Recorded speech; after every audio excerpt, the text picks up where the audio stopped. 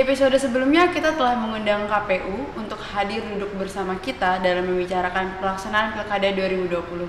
Namun rasanya kurang lengkap jika kita tidak menghadirkan sosok dari masyarakat untuk melihat kacamata publik hari ini terkait pelaksanaan Pilkada 2020. Bersama saya, Anissa Rahmazin, kita akan mengungkap narasi yang belum pernah didengar. Selamat datang di Newcast. Halo, Assalamualaikum Bang. Di sini kita telah hadir Bapak Ahmad Boim selaku pemerhati pemilu dan juga selaku Ketua Umum KMND ya Bang? Iya betul. Komite Masyarakat Nasional untuk Demokrasi. Iya. Ya, jadi kemarin kita sudah berbincang bersama perwakilan dari pada KPU sendiri terkait pelaksanaan Pilkada serentak 2020. Menurut Abang selaku pemerhati pemilu, apakah pelaksanaan pilkada yang akan dilaksanakan per Desember nanti termasuk langkah yang tepat dari para pemerintah? Ya, pertama-tama saya ingin menyampaikan apresiasi dulu sebelum saya bicara dalam narasi yang panjang. KPU telah melaksanakan penyelenggaraan pemilu selalu berasaskan profesional dan terbuka. Mungkin konteks dalam pilkada ini saya nilai bahwa pemerintah tergesa-gesa dalam melakukan keputusan atau manuver politiknya saat di kondisi COVID-19 hari ini, di pandemi.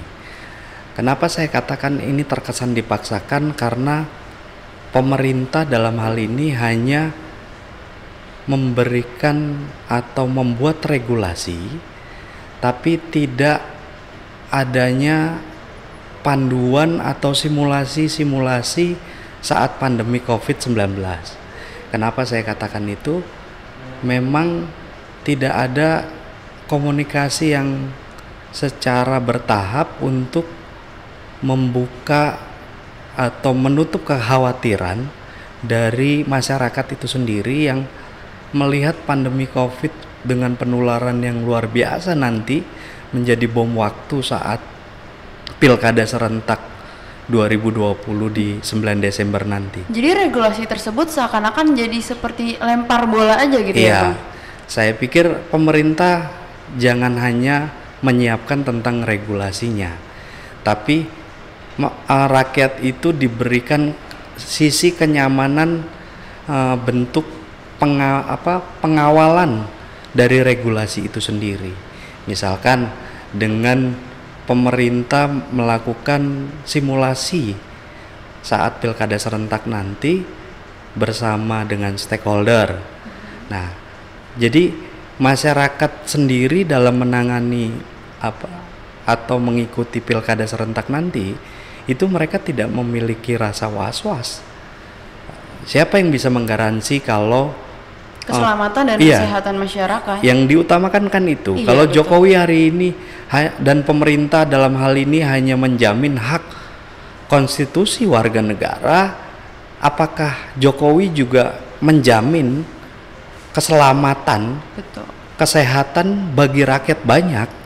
Itu karena kita tidak melihat adanya simulasi kesehatan dari protokol kesehatan yang bisa menjamin nyawa rakyat sekian banyak. Kalau kita lihat dari pilkada yang kita lihat ada 270 ya, 270 daerah yang akan melaksanakan pilkada. Ada 9 provinsi, 224 kabupaten, ya kan. Nah, itu menjadi dasar kinerja untuk Satgas COVID itu kan sudah terlihat sebenarnya. Iya betul. Tinggal ditugaskan petugas-petugas COVID di masing-masing TPS. Jadi bukan hanya simulasi KPU sebagai penyelenggara teknis pemilu, tapi pemerintah dalam praktiknya juga harus diaktualisasikan. Diaktualisasikan dan simulasi yang dilakukan KPU sudah cukup baik menurut saya dalam penyelenggaraan pemilu. Tapi apakah peran pemerintah betul-betul mengawal ketat tentang protokol kesehatan itu sendiri? Iya, sejauh ini pun kampanye juga masih banyak yang Makanya saya menganggap ini keras ketika anjuran, saran, ormas dan sebagainya tentunya untuk kemaslahatan umat kok.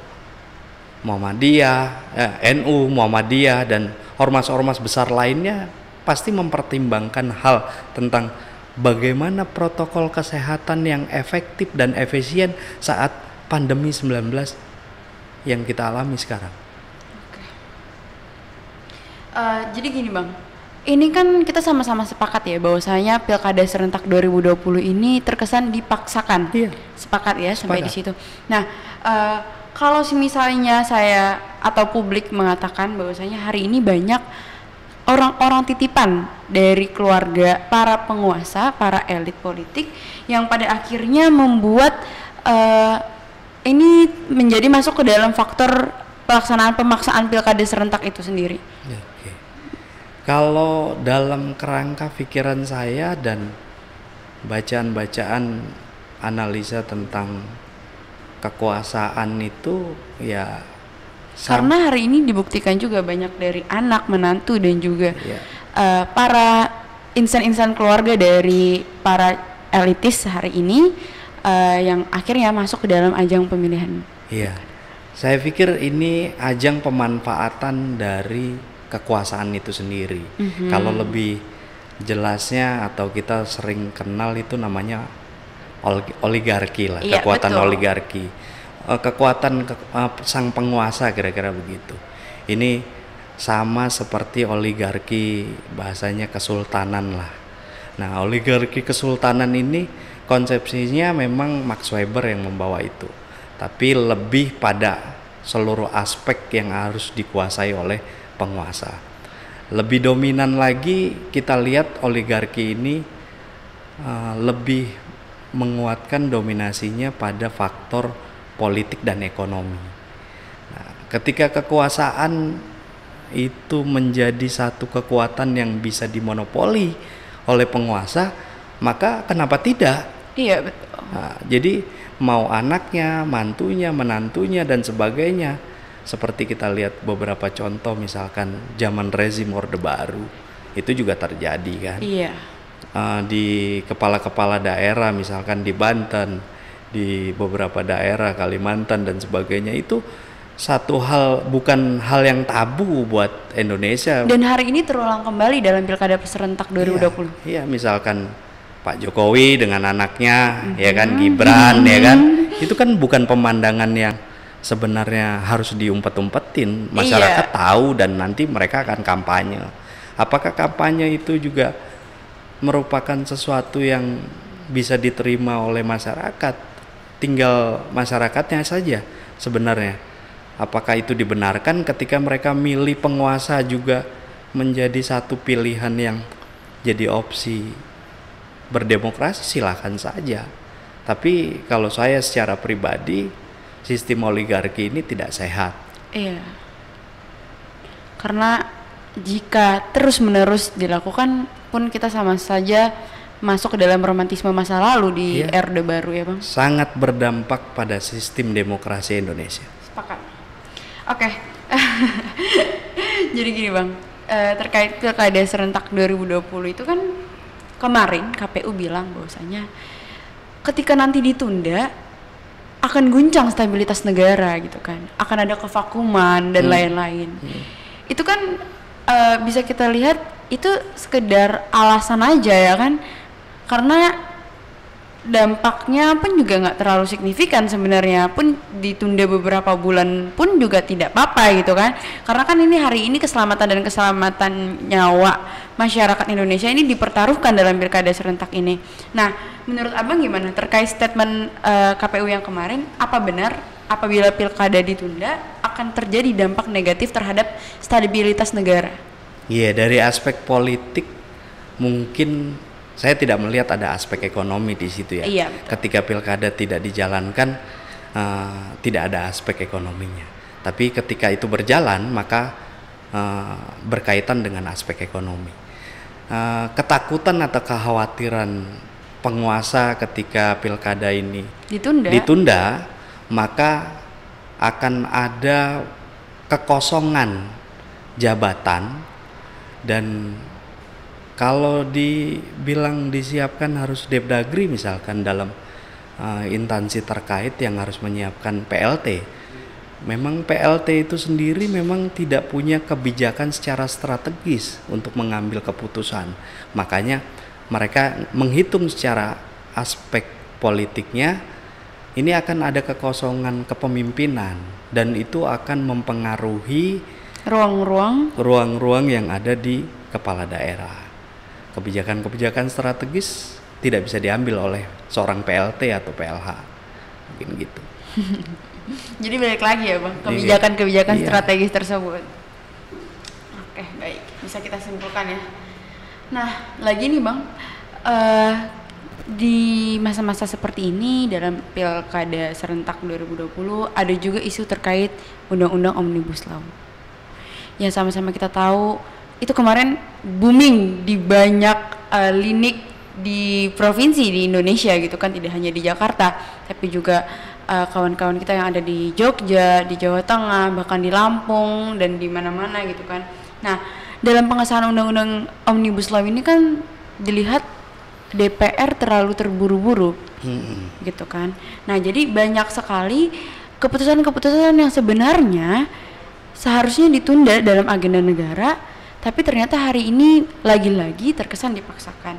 Nah, menurut Abang, terkait adanya undang-undang pengesahan undang-undang Omnibus Law ini masuk nggak ke dalam pengalihan isu adanya pilkada? Maksudnya adalah pengesahan undang-undang Omnibus Law ini menjadi satu faktor pengalihan isu agar masyarakat masuk fokusnya ke dalam undang-undang ini dan pada akhirnya kita menyampingkan permasalahan pilkada serentak 2020. Bisa kita cocokologi nggak di situ? Iya, dalam konteks analisa politiknya mungkin itu bisa saja. Bebas masyarakat menilai secara subjektif. Karena yang dilihat ketika akan keramaian bicara konteks pilkada, maka lahirlah rancangan undang-undang Cipta Kerja. Iya, betul. Nah, ada kelemahan dari kita masih menyoroti tentang undang-undang pilkada. Rancangan undang-undang pilkada sendiri kan disahkan sekitar 23 September itu di tahun 2014. Nah, itu punya banyak kelemahan-kelemahan meskipun itu sudah disahkan, apalagi Omnibus Law. Iya, betul. Ya kan, yang miskomunikasi, tapi juga pemerintah dalam hal ini juga jangan mengatakan lebih menggembar-gemborkan tentang hoax yang terjadi masyarakat tumpang tindih. Tapi sebenarnya kalau mau dikembalikan adalah semua itu kan tergantung ulil amrinya, kesiapan dari pemerintah dalam hal ini kepada instansi yang terkait dalam merumuskan setiap rancangan undang-undang yang akan digelontorkan oleh masyarakat. Kalau Omnibus Law sendiri kan jelas menurut saya. Kenapa dibilang hoax? Kok hari ini hampir seluruh Indonesia kok bilang hoax? Seperti apa? Nggak bisa. Berarti di situ yang saya simpulkan ada sisi kelemahan pemerintah dalam membahas rancangan undang-undang Cipta Kerja. Makanya agar masyarakat tidak mengomentari tentang pilkada serentak nanti yang akan menjadi bom waktu buat rakyat tentang protokol kesehatan. Mereka saja belum fokus detail dan transparan terhadap masyarakat, menjamin tentang kesehatan masyarakat. Sekarang sudah bicara rame lagi. Artinya progres pemerintah dalam menangani setiap rancangan undang-undang buat saya ya gagal total. Wow. Gagal total. Gitu. Wow. Abang Boim lugas sekali ya dalam menyampaikan kritik terhadap pemerintah. Hari ini apa Abang tidak merasa atau tidak takut ada tekanan-tekanan dari faktor-faktor eksternal terkait apa yang Abang lakukan atau kontra? Tidak. Saya punya prinsip tersendiri bahwa demokrasi bisa berjalan baik ketika pemimpin itu tidak anti kritik. Bahwa bisa penguasa atau pemimpin itu bisa memaknakan sebuah kritik dari bawah karena rakyat yang milih penguasa. Ketika kita di saat pemilu dibutuhkan suaranya, ketika juga memimpin penguasa, apakah tidak boleh saya berkomentar? Sedikit-sedikit ditangkap, sedikit-sedikit undang-undang ITE. Iya betul. Nah, betul. kayaknya agak berbeda sekali dengan pemerintah-pemerintah sebelumnya menurut saya. Ketika melakukan kritik itu akan dikenakan sanksi, akan dipenjara, dan banyak hal yang terjadi di Republik ini ketika Pak Jokowi juga memimpin, dan kepastian hukum itu diperlukan. Memang negara kita negara hukum, tapi pemerintah dalam hal ini juga bisa melakukan klaster mana yang potensinya membangun, mana yang potensinya hanya menghina beliau sebagai pemimpin negara. Tinggal membedakan saja sebagai pemimpin. Tapi sejauh ini tanggapan apakah ada oknum-oknum yang pada akhirnya berusaha ketika abang terlalu lugas untuk mengkritik pemerintah, ada oknum-oknum yang berusaha untuk menyenggol? Buat saya hal biasa lah. Kalau misalkan ada penguasa terus rasa tidak suka, ya saya kembalikan kepada beliau, pada pemimpin negara bangsa ini, pemerintah. Ketika kita melakukan kritisi itu kan sebenarnya ada sisi atau konsepsi yang saya bangun untuk memperbaiki. Iya, betul. Kita memberikan opsi. Jangan memberikan keputusan atau manuver yang tidak melihat dari tentang kemaslahatan umat. Itu paling penting. Ketika konsepsi politik menjadi hanya sebatas kepentingan politik yang harus diprioritaskan tapi tidak memprioritaskan kemaslahatan umat, menurut saya itu yang saya anggap bahwa demokrasi ini sudah tercidrai. Wow. Ya kan? Sudah tercidrai dengan kepentingan politik penguasa. Sederhana menurut saya. Apalagi negara kita yang dikatakan demokrasinya adalah demokrasi terbesar di dunia. Saya pikir sah-sah saja lah. Kalau ada yang pro dan kontra, ya penguasa juga harus melihat itu bagian dari dinamika ya, keterbukaan dan dinamika demokrasi. Keren. Oke, bicara tadi tentang kemaslahatan umat, Bang. Hari ini kan udah banyak banget nih ormas-ormas yang mengeluarkan statement dan juga mengkritik terkait, dan tidak hanya mengkritik, memberikan masukan juga kepada pemerintah terkait pelaksanaan pilkada itu. Banyak yang berstatement lebih baik untuk ditunda karena untuk kemaslahatan umat. Nah, tetapi dirasa tidak digubris gitu loh, karena pemerintah ya udahlah ini jadi angin lalu aja gitu kan. Padahal seperti yang kita tahu, apakah hari ini menurut abang ya pemerintah itu hanya memanfaatkan ormas-ormas besar untuk melancarkan jalannya menuju bangku penguasa? Iya, sekali lagi pertimbangan ormas-ormas yang tadi disampaikan bahwa tidak digubris. Menurut saya secara politik maupun pertimbangan-pertimbangan lain yang disampaikan oleh ormas-ormas tentunya melalui proses yang panjang dan memperhitungkan untuk kemaslahatan umat. Tapi lagi-lagi ya penguasa itu saat mereka menginginkan dan punya kebutuhan, ya mereka akan mengajak. Tapi ketika mereka sudah merasa nyaman, ya buat apa lagi? Ditinggalkan gitu. Iya, buat apa lagi tentang suara-suara ormas-ormas itu yang tidak punya pengaruh dengan kepentingan politik pribadi atau kepentingan kelompok dari penguasa. Jadi ya pertimbangan-pertimbangan itu pun tinggal mereka diskusikan, dan beliau juga sebagai penguasa tidak perlu juga mengkomentari tentang pro dan kontra. Kalau ini betul dianggap sebagai kabinet kerja, ya sudah kerja saja, nggak usah kegenitan secara politik gitu, ikut mengomentari tentang apa yang disampaikan oleh warga atau masyarakatnya. Itu sesuatu yang bodoh menurut saya, ketika pemerintah hari ini juga mengatakan seharusnya tidak ditunda, seharusnya ditunda, seharusnya begini. Enggak. Yang menjadi substansi dari pilkada itu adalah seperti pembukaan Undang-Undang 45. Indonesia harus menjamin kesejahteraan, ya kan. Banyak hal di situ. Undang-Undang 45 sudah menyampaikan keselamatan, kesejahteraan, mencerdaskan kehidupan mencerdaskan bangsa. Iya. Itu kan sudah tertuang. Apakah Jokowi hanya mengacu pada persoalan menjamin hak konstitusi? Tidak menurut saya.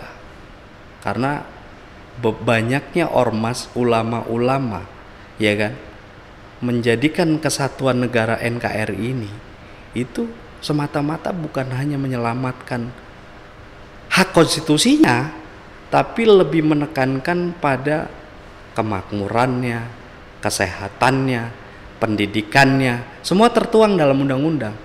Yang kita lihat kan sebelah mata hari ini. Kenapa saya bilang memaksakan? Ya, karena regulasinya sudah dibuat, tapi semua regulasi yang baik itu tidak akan berjalan secara baik ketika tidak dikawal secara baik. Betul. Ya kan gitu. Lagi-lagi semua bicara tentang angka aja ya Bang. Iya. Suara rakyat hanya tentang angka. Iya, mereka hanya berpikir tentang bagaimana memuluskan kekuasaan ini menjadi kepentingan mereka saja. Kalau saya mau nyalonin, ya karena bagian dari anak saya nyalonin, menantu saya, saudara-saudara saya, tolong dong dibantu, ya kan? Kalau nggak dibantu, berarti sudah tidak sejalan. Melakukan kritik saja mungkin dianggap sebagai satu hal yang tabu, dan ini dianggap sebagai ini bukan komunitas kita, ini bukan golongan kita dan bukan gerbong kita. Oposisi, ini iya, masalah besar buat saya. Oposisi itu atau kritik yang dibangun pastinya konsepsinya untuk membangun kepentingan banyak. Baik. Gitu. Oke, karena tadi kita banyak sekali hal yang udah kita bicarakan terkait kurangnya pemerintah hari ini gitu loh Bang. Menurut Abang, apa langkah konkret yang seharusnya pemerintah ambil agar menumbuhkan kepercayaan masyarakat Indonesia? Kalau hari ini saya masih tidak percaya terhadap pemerintah. Oke, jadi udah nggak ada solusi Bang? Udah nggak ada. udah nggak ada langkah konkret yang seharusnya pemerintah ambil supaya masyarakat percaya. Udah langsung kita masih tidak percaya. Kita tinggal lihat setiap manuver politik yang dilakukan sampai di akhir periodenya, ya kan? Ketika dia tidak menjalankan dan gembar-gembor persoalan kabinet kerja, dan kemarin menggembar-gemborkan tentang reshuffle kabinet, dan itu juga nggak ada.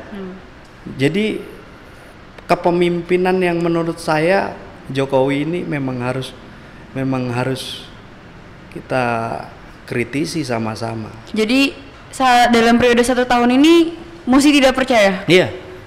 Mulai kenapa saya dasarnya jelas. Mulai dari kabinet-kabinet yang disampaikan oleh diputuskan dan diambil oleh Jokowi. Saya pikir Menteri Pendidikan yang gagal total sebenarnya. Gagal total. Reshuffle kabinet yang dia gembar-gemborkan nggak terjadi. Lalu reshuffle kabinet, lihat Kementerian Agama misalkan.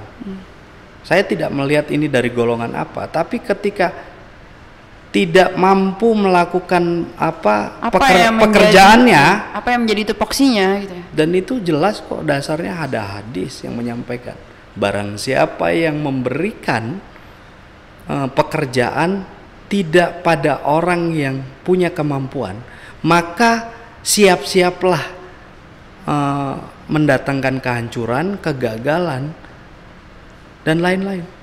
Itu dan hari ini terjadi. Dan ya, kasihan masyarakat atau rakyat yang selalu menjadi tumbal. Lagi-lagi rakyat yang selalu dirugikan. Iya. Ya. Oke. Oke, ini keren banget hari ini kita. Satu closing statement dari Abang terkait kondisi Indonesia hari ini, terutama terkait Pilkada serentak 2020. Oke. Kepada seluruh rakyat Indonesia yang akan mengadakan momentum Pilkada serentak 2020. Jangan tergoda dengan politik uang, lalu tetap menjaga protokol kesehatan. Dengan adanya protokol kesehatan itu menjadi warning buat kita secara pribadi menjaga diri kita masing-masing, karena tidak ada yang mampu menjamin tentang kesehatan kita kalau bukan kita sendiri. Bahkan negara sekalipun tidak mampu. Tidak, saya tidak akan memberikan jaminan itu kepada pemerintah, karena tidak jelas protokol kesehatan yang dimaksud seperti apa. Misalkan satu contoh, alat peraga kampanye seperti masker, standarisasinya semua nanti kandidat akan memberikan masker yang tidak standar, dan ketika banyaknya rakyat berkumpul dalam pilkada serentak, betul. itu tidak menjadi garansi. Nah, banyak pasti kekurangan, kerugian itu yang kita akan dapatkan. Jadi mudah-mudahan dengan pilkada serentak 2020, kekhawatiran seluruh rakyat Indonesia itu tidak terbukti. Nah, jadi pemerintah tinggal tidak juga rakyat atau masyarakat saling menyalahkan tentang ini kesalahan KPU sebagai penyelenggara pemilu.